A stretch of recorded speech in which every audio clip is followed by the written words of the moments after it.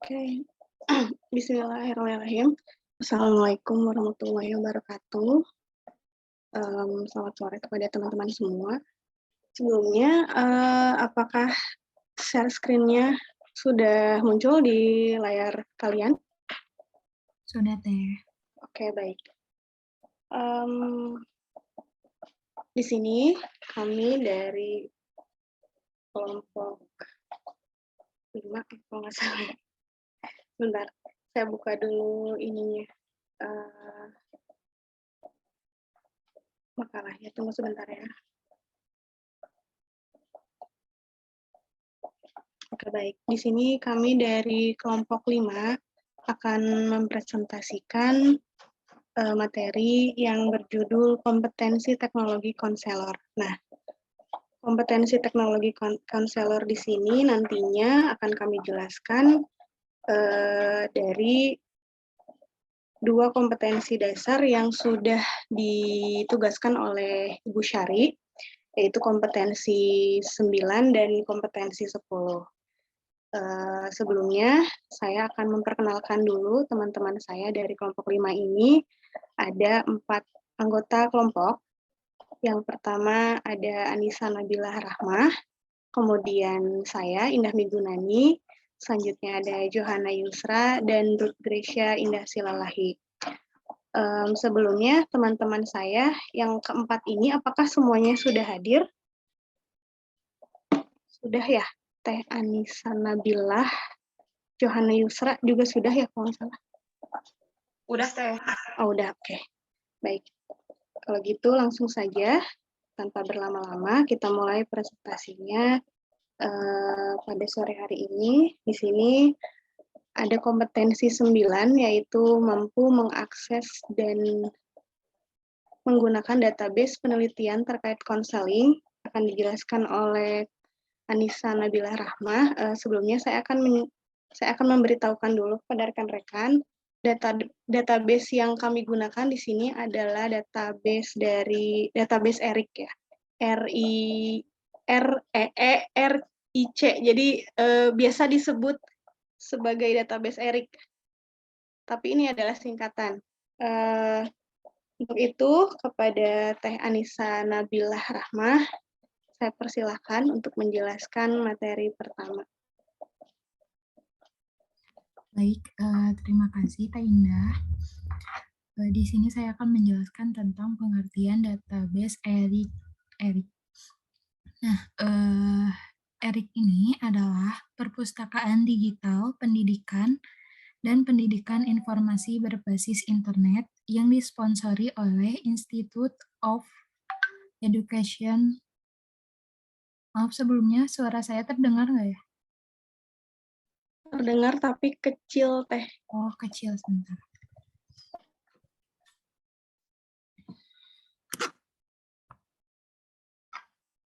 Kalau sekarang gimana? Agak lumayan kayaknya. Oke.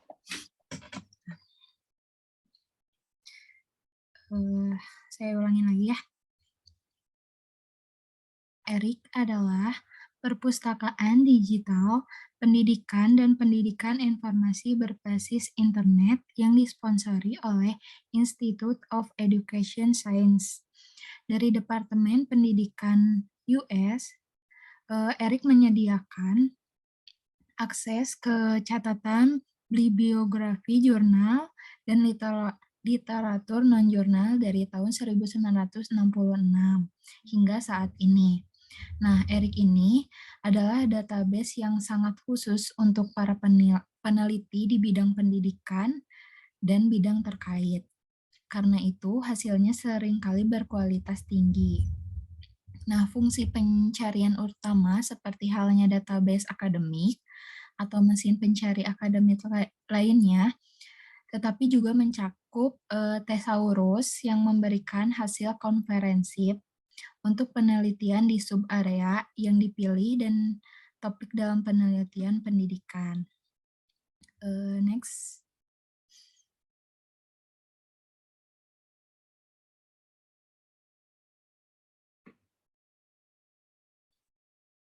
Nah, Yang tadi ya fungsi database ERIC ini, yang satu memelihara basis data. Nah, memelihara basis data bibliografi nasional lebih dari 1,5 juta catatan artikel jurnal, laporan penelitian, panduan kurikulum, disertasi, tesis, dan buku yang berkaitan dengan pendidikan. Lalu fungsi yang kedua menyertakan referensi. Nah, ERIC ini menyertakan referensi untuk penelitian yang tidak dipublikasikan, yang biasanya tidak tersedia dari sumber lain, seperti makalah yang dipresentasikan pada konferensi profesional dan studi yang dilakukan oleh distrik sekolah. Lalu yang ketiga, menyediakan thesaurus. ERIC ini menyediakan thesaurus yang harus dikonsultasikan sebelum memulai pencarian. Lalu fungsi yang keempat, psikologi klinis yang tertarik pada referensi. Ini itu untuk mengembangkan anak, pendidikan, pengujian, dan penelitian evaluasi dapat menemukan referensi dalam basis data ERIC. Next, karakteristik database ERIC. Yang pertama itu, database ERIC terdapat beberapa tipe karya ilmiah. Lalu yang kedua, penulis dan penerbit telah memberikan izin kepada ERIC untuk menampilkan lebih dari 350 materi teks lengkap yang tersedia tanpa biaya. Lalu yang ketiga, pengguna ERIC termasuk peneliti, pendidikan, siswa, guru, pustakawan, administrator, pembuat kebijakan, pendidikan, orang tua, dan masyarakat umum. Lalu yang keempat, mengakses ERIC dengan mencari terdapat dua pilihan, yaitu melalui koleksi atau thesaurus. Sekian yang bisa saya sampaikan, dilanjutkan oleh teman saya. Enggak. Baik, terima kasih kepada Teh Anissa Nabilah yang sudah menjelaskan tadi ada pengertian dari database ERIC, kemudian fungsi database ERIC, dan juga karakteristik database ERIC. Di sini saya akan menjelaskan mengenai hubungan database ERIC dalam BK. Jadi sudah bisa teman-teman lihat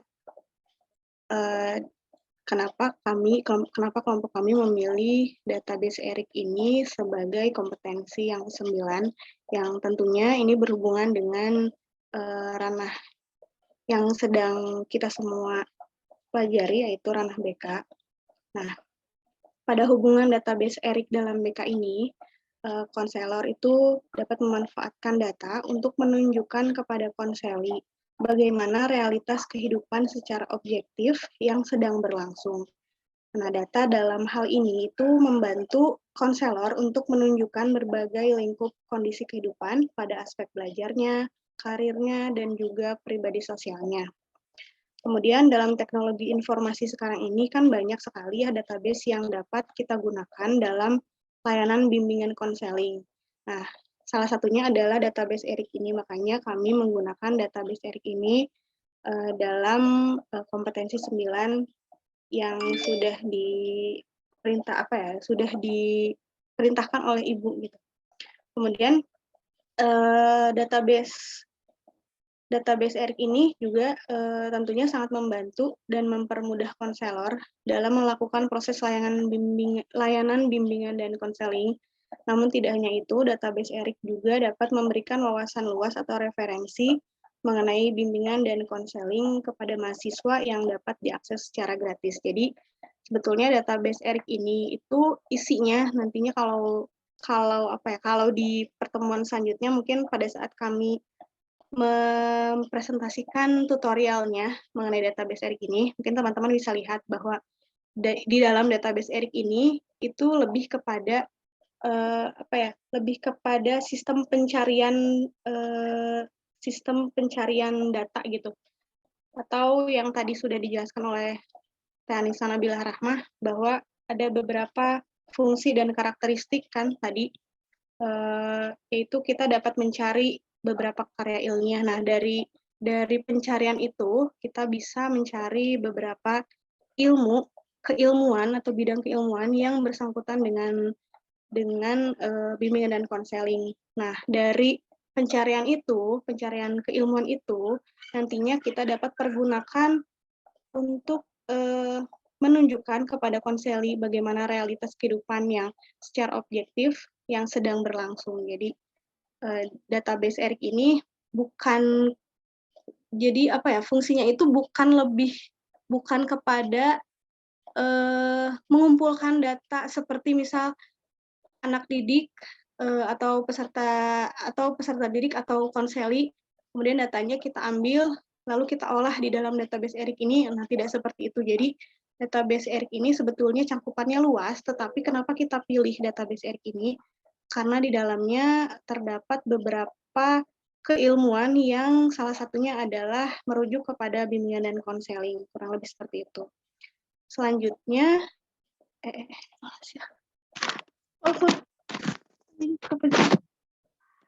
apa kerudung lagi?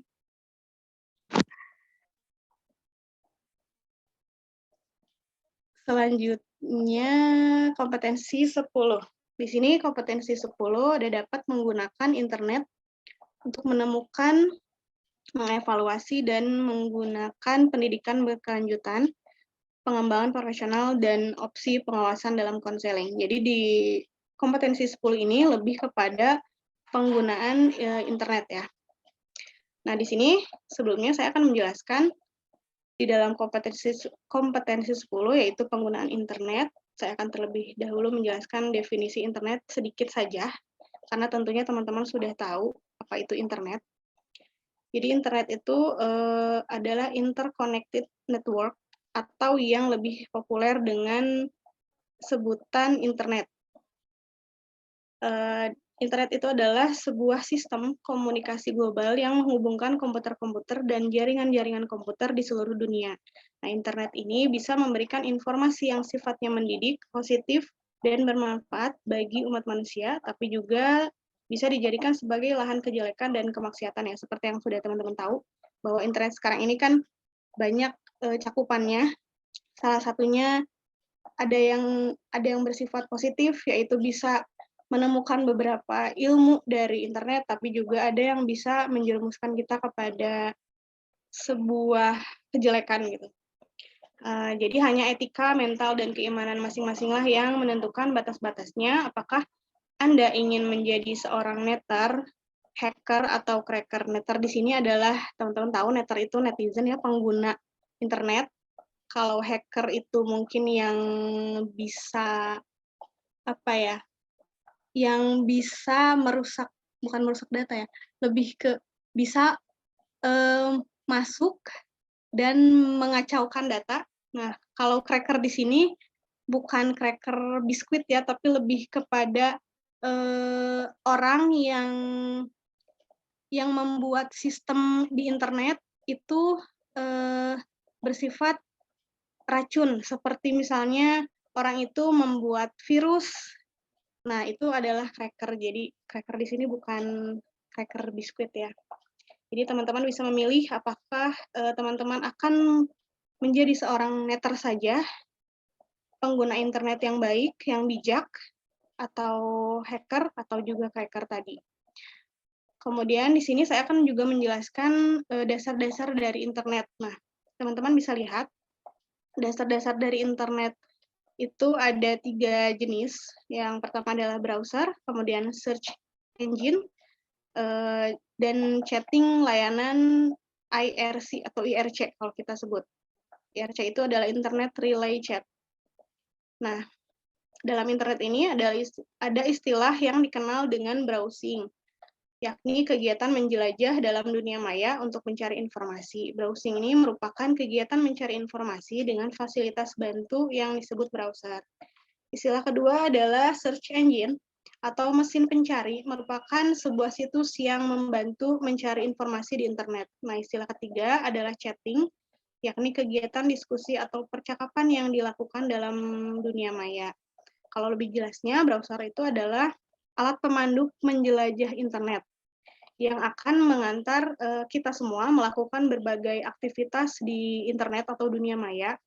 Nah, program standar penjelajah internet yang biasa kita pakai dalam browser ini adalah Internet Explorer. Karena pada dasarnya Internet Explorer merupakan bagian dari paket program sistem operasi Windows.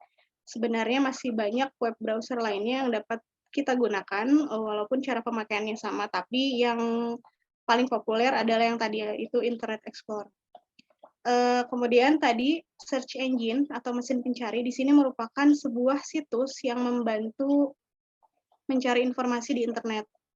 Hanya dengan mencantumkan sebuah keyword atau kata kunci, secara otomatis search engine akan mencari dan menyajikan semua informasi yang mengandung kata tersebut kepada user atau pengguna. Untuk mengakses situs search engine dapat dilakukan dengan menggunakan fasilitas browser tadi. Nah, dalam dunia internet ada satu search engine yang sangat populer digunakan, yaitu Google yang sering kita gunakan. Itu Google. Walaupun masih banyak, tapi itu yang paling sering kita gunakan dan yang paling populer. Kemudian yang terakhir tadi adalah chatting layanan IRC atau Internet Relay Chat. Di sini chatting layanan IRC itu atau biasa disebut sebagai chat saja adalah sebuah bentuk komunikasi di internet yang menggunakan sarana baris-baris tulisan yang diketikkan melalui keyboard.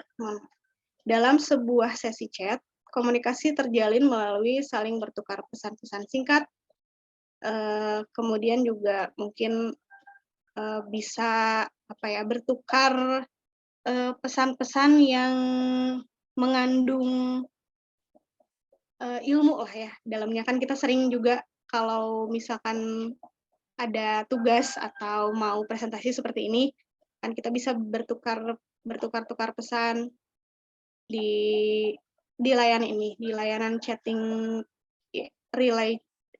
layanan IRC ini. Kemudian kegiatan ini juga disebut chatting dan pelakunya disebut sebagai chatter. Para chatter dapat saling berkomunikasi secara berkelompok dalam suatu chat room dengan membicarakan topik tertentu atau berpindah ke mode private untuk mengobrol berdua saja dengan chatter lain. Kegiatan chatting membutuhkan software yang disebut IRC client. Di antaranya yang paling populer adalah software MIRC. Ada juga beberapa variasi lain dari IRC, misalnya apa yang dikenal sebagai MUD. MUD di sini yaitu multi-user dungon atau multi-user dimension.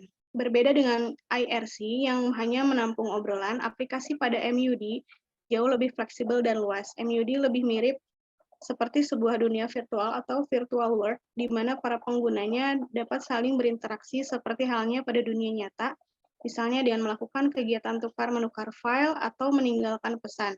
Karenanya, selain untuk bersenang-senang, MUD juga sering dipakai oleh komunitas ilmiah serta untuk kepentingan pendidikan. Nah, misalnya untuk memfasilitasi kegiatan kuliah jarak jauh seperti yang sedang kita lakukan sekarang. Dan juga ada Yahoo. Di sini Yahoo itu merupakan salah satu situs yang menyediakan fasilitas chatting yang cukup terkenal, yakni Yahoo Messenger dengan softwarenya yaitu YMSR. Dengan fitur yang lebih lengkap seperti display foto, kamera, dan juga suara. Nah, dari beberapa dasar internet tadi, itu seorang konselor dapat melakukan berbagai inovasi layanan bimbingan dan konseling dengan memanfaatkan internet tadi yang didasari dari dasar-dasar internet yang sudah saya jelaskan. Nah, konselor di sini mungkin dapat memulainya dengan merancang sebuah bentuk layanan yang berbasis internet, kemudian menuangkannya dalam satuan layanan dan mengaplikasikannya. Kurang lebih seperti itu. Itu saja yang dapat saya sampaikan dari hubungan database ERIC dalam BK, definisi internet, dan juga dasar-dasar internet. Selanjutnya, ada pentingnya penggunaan teknologi informasi atau dalam internet yang berhubungan dalam BK. Akan dijelaskan oleh Johanna Yusra. Kepada Johanna Yusra, saya persilahkan. Makasih Teh Indah sama Teh Ika sebelumnya sudah menjelaskan materi di awal. Selanjutnya di sini ada pentingnya penggunaan teknologi informasi internet dalam BK. Orang yang menggunakan internet hanya untuk chatting saja tentunya akan tertinggal dibandingkan dengan orang yang menggunakan internet secara lebih variatif dan produktif. Begitu juga dengan guru BK atau konselor. Jika penggunaan teknologi informasi internet tidak dipergunakan dengan baik dan benar, maka manfaatnya terhadap pembelian layanan tidak akan optimal. Penggunaan internet dalam ranah BK sangat penting karena selain internet dapat mempermudah dalam proses pelaksanaan layanan bimbingan dan konseling melalui berbagai macam jenis database atau aplikasi-aplikasi berbasis pendidikan khususnya BK yang saat ini sudah cukup banyak diterbitkan. Internet juga dapat menjadi acuan dan referensi untuk dapat memperluas pengetahuan guru BK atau konselor dalam mencari sistem layanan seperti apakah yang akan digunakannya ketika menghadapi beberapa karakter konseli yang unik. Slide selanjutnya, Teh.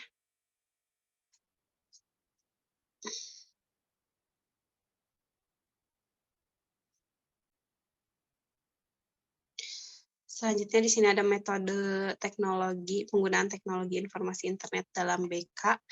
Ada 5. Yang pertama itu ada weblog sebagai penyedia informasi bagi peserta didik tentang segala hal yang dibutuhkan dalam mengembangkan dirinya.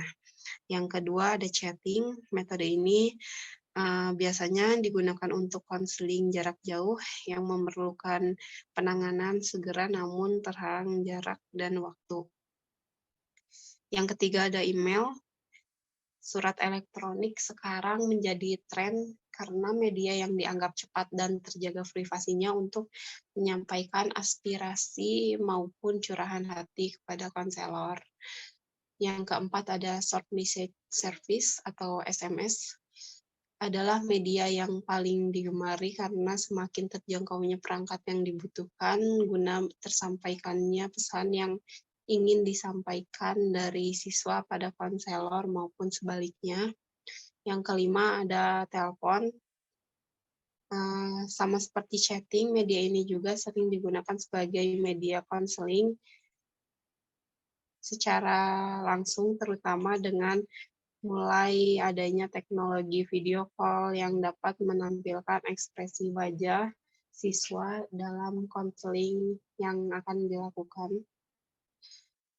Selanjutnya, Teh.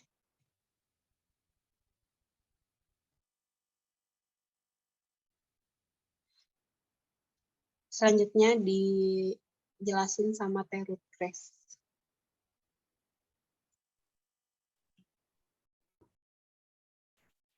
Baiklah, apakah kedengaran suara saya?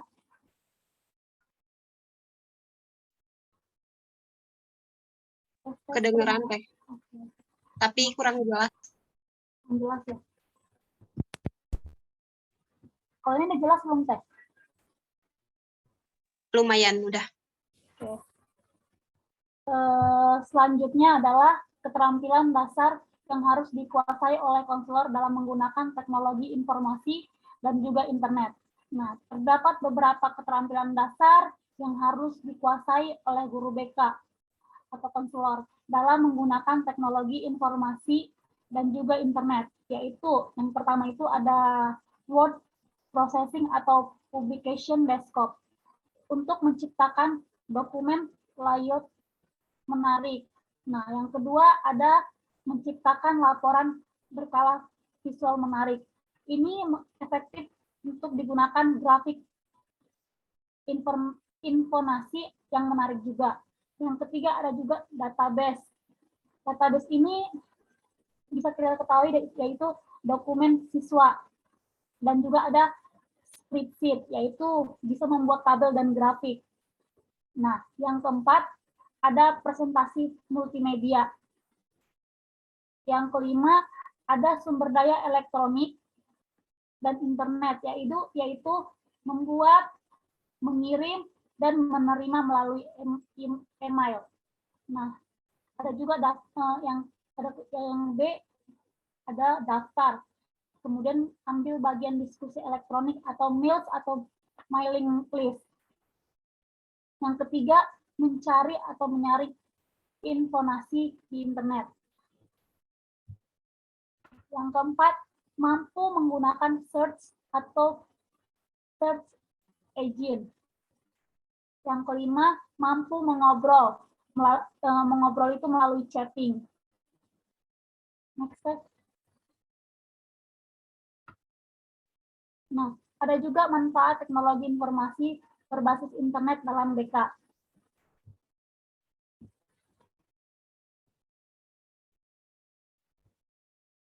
Di sini menurut Samson dan Kolibinsky, di sini ada 8 potensi teknologi komputer berbasis internet. Yang pertama itu ada email atau surat elektronik.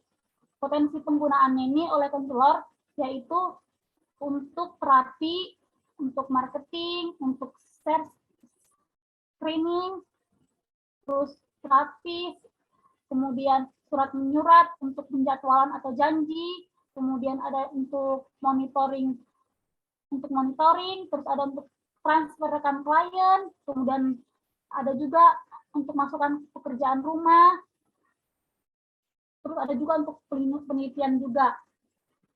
Yang kedua ada website atau homepage. Nah, penggunaannya ini untuk konselor itu untuk pemasaran atau periklanan, terus bisa juga diseminasi informasi dan juga bisa untuk mempublikasi juga. Nah, yang ketiga itu ada komputer video conference. Nah, penggunaannya ini untuk terapi, bisa untuk terapi juga, terus bisa untuk pekerjaan rumah, kemudian bisa untuk konsultasi kepada klien. Nah, yang keempat ada sistem bulletin. Nah, sistem bulletin ini digunakan untuk konsultasi, bisa juga untuk level alih tangan kasus, kemudian bisa juga untuk sumber daya untuk informasi, kemudian untuk kegiatan asosiasi profesional.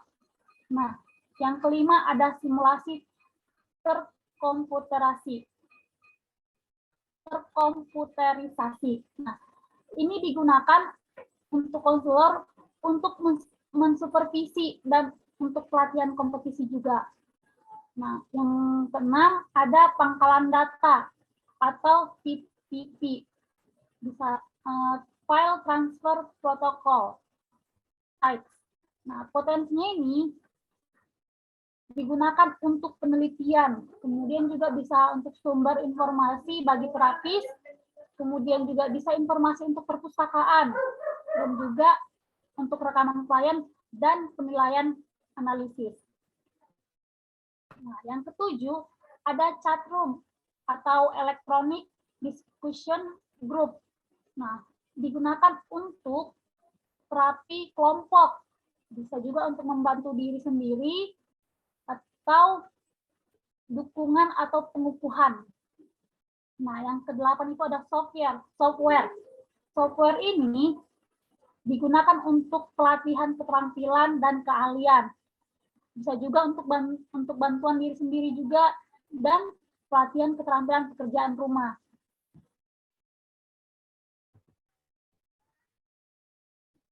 Nah, dari beberapa potensi tersebut, konselor dapat menggunakan berbagai inovasi layanan bimbingan dan konseling dengan pemanfaatan potensi tersebut.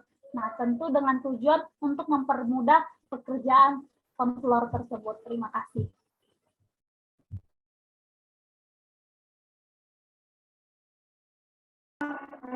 Baik, terima kasih kepada rekan-rekan semua, rekan-rekan saya di kelompok 5 yang sudah menjelaskan mengenai kompetensi 9 dan juga kompetensi 10. Sebelumnya, kepada Teh Febri, apakah ini harus kesimpulannya apakah dibacakan sekarang atau nanti saja? Teh Febri. Ya, bersingkat aja ya. Jadi langsung ke kesimpulan aja. Iya. kesimpulan dari materi presentasi kami pada sore hari ini, yaitu teknologi informasi dalam bimbingan dan konseling digunakan sebagai sarana untuk memperoleh, memproses, menyimpan, serta menyebarluaskan informasi. Perkembangan teknologi informasi yang semakin canggih secara langsung mendukung proses pelayanan BK yang kreatif, menarik, dan inovatif. Dengan demikian, keberadaan TI atau teknologi informasi tentunya dibutuhkan dalam pelayanan bimbingan dan konseling.